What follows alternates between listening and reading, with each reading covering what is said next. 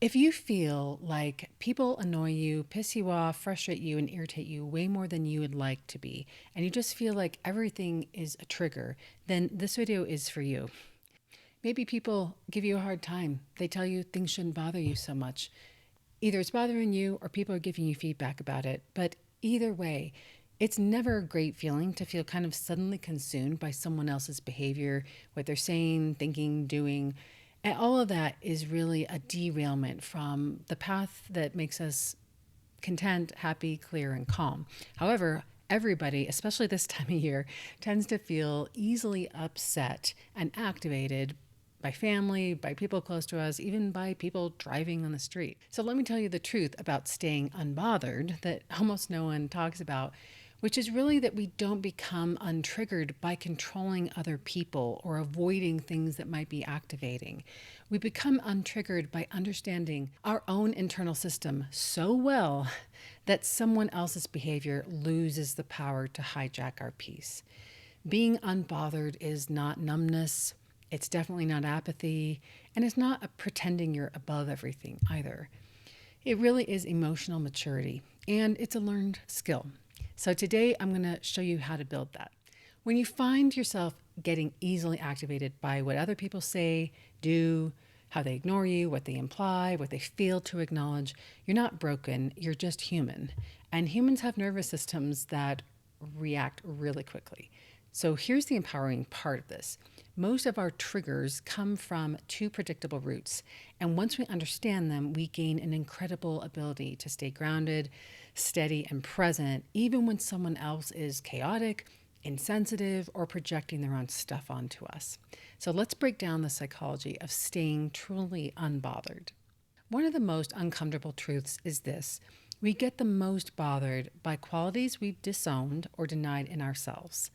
Someone's arrogance, their messiness, their neediness, their passive aggressiveness, their anger, their selfishness, whatever trait we hate seeing in other people, there is usually a small, exiled, unintegrated part of us that has felt that, done that, or fears being that. The reason the reaction is so intense is because something in them is shining a light on a part of us that hasn't been met with compassion yet and understanding. So the first path to becoming unbothered isn't judging them. It's gently turning towards the parts of us that feel activated and bringing curiosity and compassion to that version of us or part of us that has ever felt that way or been that way.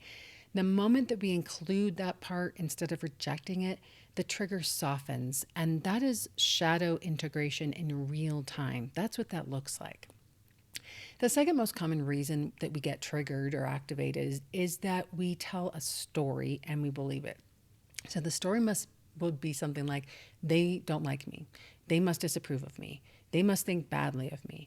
And that story wakes up the younger parts of us who once truly were rejected, abandoned, dismissed, or criticized. So the pain and the level of reaction that we're having is not about now. It's a resurgence of what happened then, which is why staying unbothered requires getting comfortable being disliked. Not because being disliked feels good, but because your safety no longer depends on people approving of you or treating you well. And that's true emotional independence. Once you have it, other people's reactions become just neutral data rather than danger. We might not like it, and we might still have a somatic response to it, but we can breathe back into the safety of the right now moment. These are some deeper, less common talked about approaches to all this. Usually when someone triggers us, there's a version of us, this younger version, a scared part, a part of us that's carrying that old pain still. So it wakes up and says, this feels like the past repeating itself. Instead of trying to force yourself to be calm, go inward and say, I see you. I know why this hurts, and you're safe with me now. When you validate that inner child part first, you stop needing the external person to behave differently. And this is really the foundation of being unbothered. It's going to the root source of why the pain is there. It's an old memory, it's a disowned part. Either way, we bring kindness, curiosity, and compassion to that part, and immediately the activation starts to settle. Here's another important skill. It's the ability to hold the possibility that someone might misunderstand you, not approve of you, or not love your boundaries, and you still feel okay. The more comfortable you become with that reality, the less reactive you become in your relationships. So being unbothered is not about being cold. It's not about being, you know, feelingless. It's really about being anchored in who we are. And when we know our story, our truth, our worth, other people's interpretations stop being big earthquakes in our lives. So take a moment to really practice. I know who I am and I love and approve of myself. I love and approve of myself is one of those empowering statements to rehearse over and over again, because over time it becomes true. Now, as I've said in other videos, acting as though we love and approve of ourselves is even more important. But we pair those two things together, the effect that someone else's behavior has on us really dramatically starts to decrease. And you can tell someone who doesn't have that inner relationship with themselves by the degree to which they are easily activated by someone else's remarks or actions. Most people think a trigger is a warning that something terrible is happening. At least the nervous system is responding that way. But when we're emotionally grounded, we see triggers just as information, not identity, not danger, not prophecy. So if someone's behavior reminds you of an alcoholic parent, a narcissistic ex, a chaotic childhood, a time that you were dismissed or harmed, the trigger is not saying this is happening again. It feels that way. It's saying this feels familiar. Slow down, breathe, choose intentionality. So we're focusing on the data rather than getting wrapped up in what feels like a destiny. This is how you stay calm around behavior you don't like without collapsing, people-pleasing, or exploding. Becoming less reactive also doesn't mean you tolerate everything. It means you respond based on your values, not your triggers. So for example, if you grew up around alcoholism and now you find yourself near someone who's loud, intoxicated, unpredictable, your body may activate, and that's a good sign. But detachment sounds like this.